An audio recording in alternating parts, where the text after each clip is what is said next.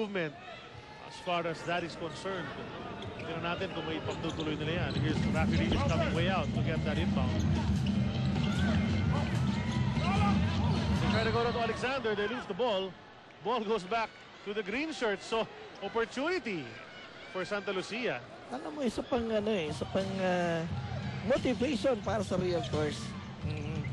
Si Buddy Encarnato kasi sa Sabado magbe-birthday yan. Espino's shot is thrown away by Alexander, but Santa Lucia preserves the possession. Kelly Williams trying to extricate, and he passes it over to Omolon. Ayun, nawala na ang tuluyan ng bola. Here's Kagiwa. Napakasikip eh, no? Ito maluwag. Kaya lang ang sama ng tira, pero may catch his own miss. Follows it up. Really, lightning yung batang yan eh. So, nagmintis man ng una. Strikes twice. Oo. Diba? Eh, mali yung pectus nung unang reverse niya eh. And a sorry miss on the part of Santa Lucia. Ito na, 20 from 3. He misses. Joseph Yo for the rebound. 15-point lead. Omolon almost loses it. He does. He does. To the super speed of Artadi. And Joseph Yo did the right thing, no? Marangan niya si Alexander. Preventive foul na ron, and the crowd is alive dito sa Inares Center, enjoying the action, which is becoming more rough and tumble as the game goes on. And sayang lang ang mga plays ng Santa Lucia just as they're about to come a little closer. Wala eh, no? Hindi sila makakapitalize eh, no? Mga kaibigan natin dito sa PBA, nanonood din. Si Magumar John, nanonood ngayon. Hello to Amanda. Timeout is called. On the floor, we'll be back. Hard starting? Mag-outlast ka! Start agad! Saan na tayo? Ni hao, welcome to China. Huh? China? Drive your way to Beijing in Caltex's Drive the Dream promo.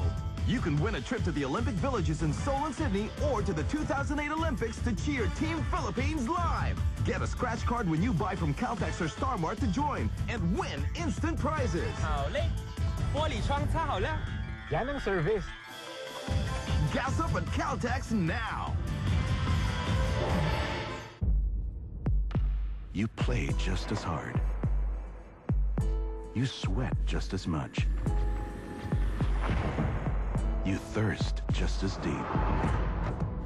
Only Gatorade is backed by 40 years of scientific research, formulated to rehydrate, replenish, and refuel.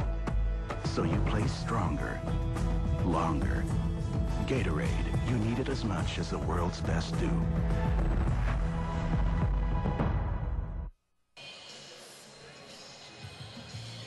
Bitoy Omolon is one of the guys that Coach Boy Fernandez is counting on to wake up here in the second half. Try to bring his team back just a while ago.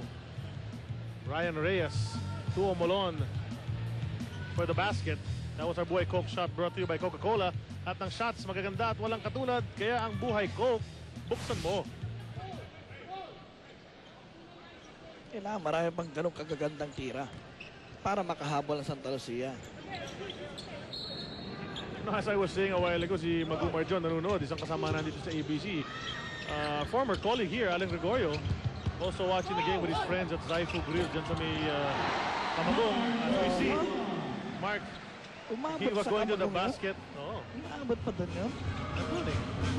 Another basket which extends the lead to 17, 69 to 52. And Santa Lucia has to find a solution. And it's not going to happen with outside shots I got from Dennis Espino without a chance of getting in. So, Santa Lucia naiiwan dito sa ating third quarter. Pero marami pang oras. 5 minutes and 34 remaining. Third quarter pa lang po ito. 12 minutes of action pa sa fourth. Kagiwa's jumper is short, but Alexander uncontested on the putback. Pero hindi pumasok ang kanyang tira. Naghahanap ng foul. Denok Miranda.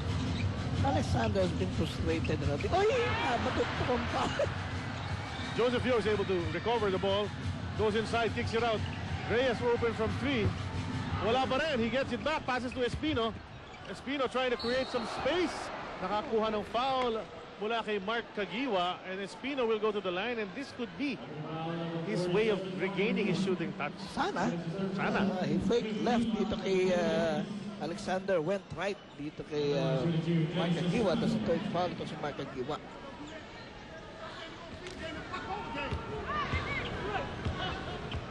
Dennis Espino, you know, the MVP of the finals last conference. Wala pa rin. Wala pa rin, di pa rin pumasok ang kanya. His shooting touch is really Off. oh, not around. Van Heusen is the shirt of choice for the power dressers. Van Heusen dresses up the modern man, endowed with distinction and a clear-cut sense of style. Van Heusen, best dressed shirt.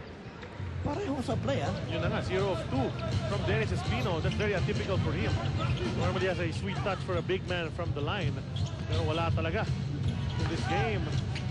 So it's still a 17-point lead. Gustong palakihin pa yan ng mga white shirts ng Ginebra. They better mark Jundi. And he misses on that jumper. But Alexander. Iba na matangkad. No, iba na Dito matangkad. Well, yan ang effect nga ng walang import rin to match up with Chris Alexander. Lee Benson not around. Kumpiyansa yung mga outside shooters sa Barangay. Tira lang, tira. May rebound nyo naman eh. Eh, lalaki ba naman ng mga tao sa loob ng Barangay Ginebra, you know? They have at least 2 guys standing at least 6'6" at every time in the ball game, di ba? Aside from Alexander, may Mamaril, may Eric Menk, may Rafi Rivis, may napalan nung Crisano. Alex Crisano. And he played for the second quarter. Konti ang